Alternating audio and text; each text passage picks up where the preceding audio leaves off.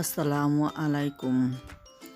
প্রিয় দর্শকবৃন্দ, আজকে মাছ দেখে অবশ্যই আপনারা বুঝতে পেরেছেন আমি কি নিয়ে হাজির হয়েছি। এজন্য আমি কিছু চিংড়ি মাছ নিয়েছি এবং সেগুলো ধুয়ে কেটে পরিষ্কার করে নিয়েছিলাম। এখন আমি এগুলোর মধ্যে হলুদ এবং লবণ দিয়ে মাখিয়ে নিলাম। একটি পাত্রে আমি কিছু তেল দিয়ে পাত্রটি গরম করে নিলাম। চিংড়ি মাছ কার কার কাছে কেমন লাগে জানি না, কিন্তু আমার কাছে খুব ভালো লাগে, কিন্তু এটা আমি বেশি খেতে পারি না। এজন্যই খেতে পারি না যে এটা আমার পছন্দের মাছ, এজন্য। কারণ আমি চিংড়ি মাছ খেলে সাথে সাথে আমার শরীরে কষা লেগে যায়। চিংড়ি, ইলিশ, গরুর মাংস এসব খেলে আমার শরীরে প্রচণ্ড কষা লাগে, তাই আমি এগুলো অ্যাভয়েড করে চলি। চিংড়ি মাছ দেখতে যেমন সুন্দর, খেতেও তেমন ভালো লাগে, তাই এগুলোর পাগল সবাই। আমি আপনাদের সাথে কথা বলতে বলতে মাছগুলো ভেজে নিলাম। এখন আমি চলে যাব রান্নার প্রসেসে। আমি আগে থেকেই যে চিংড়ি মাছগুলো ভেজেছিলাম, কিছু তেল ছিল, সেগুলো আর একটু তেল এখানে নিয়ে নিলাম। পেঁয়াজ কুচি করে রেখেছিলাম, সেগুলো দিয়ে দিলাম। স্বাদ মতো লবণ দিয়ে দিলাম। আগে থেকেই পেঁয়াজ পেস্ট করে রেখেছিলাম, সেগুলোও দিয়ে দিলাম। আদা রসুন পেস্ট দিয়ে দিলাম।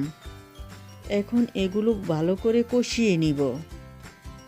আমি আগে থেকেই কিছু পানিতে হলুদ মরিচ গুলিয়ে রেখেছিলাম, কাঁচামরিচ সহ, সেগুলোও দিয়ে দিলাম। এখন এগুলো ভালো করে কষিয়ে নিব। ততক্ষণ পর্যন্ত কষাবো যতক্ষণ পর্যন্ত তেলটা উপরে বেশি না আসবে। এই যে দেখেন, তেলটা বেশি এসেছে, তার মানে আমার কষানো হয়ে গেছে। এখন একটু পানি দিয়ে দিলাম।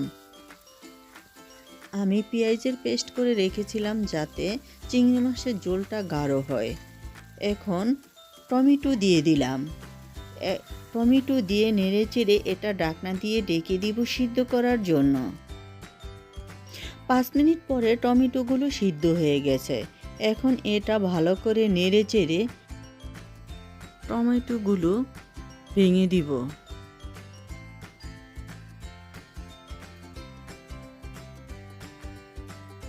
তরকারির ঝোলটা খুব সুন্দর গাঢ় হয়েছে। এখন আমি চিংড়ি মাছগুলা যেগুলো আমি ভেজে রেখেছিলাম সেগুলো দিয়ে দিব। এগুলো একটু নেড়ে চেড়ে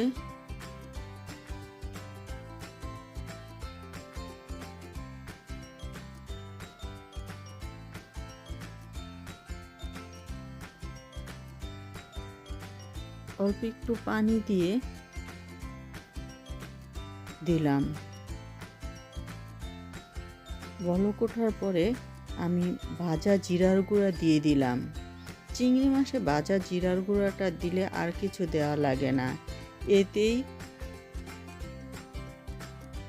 চিংড়ি মাছটা খেতে ভালো লাগে। চিংড়ি মাছ রান্না শেষ হয়ে গেছে। এখন আমি ধনেপাতা দিয়ে দিব। বন্ধুরা, ধনেপাতা না দিলেও চলে, কিন্তু আমার হাজবেন্ড যেহেতু এটা পছন্দ করে, আমি 12 মাসই ধনেপাতা খাই, তাই এটা আমার দেয়াই লাগবে। এখন ঢাকনা দিয়ে ঢেকে দিলাম। ধনেপাতা সিদ্ধ হয়ে গেছে, আমার রান্নার রেসিপিও শেষ। বন্ধুরা, যদি আমার এই চ্যানেলটা তোমাদের ভালো লেগে থাকে তাহলে লাইক, শেয়ার, কমেন্টস, সাবস্ক্রাইব করতে ভুলবে না, এবং তোমাদের এই লাইক, শেয়ার, কমেন্টস আমাকে উৎসাহ যোগায়। ধন্যবাদ।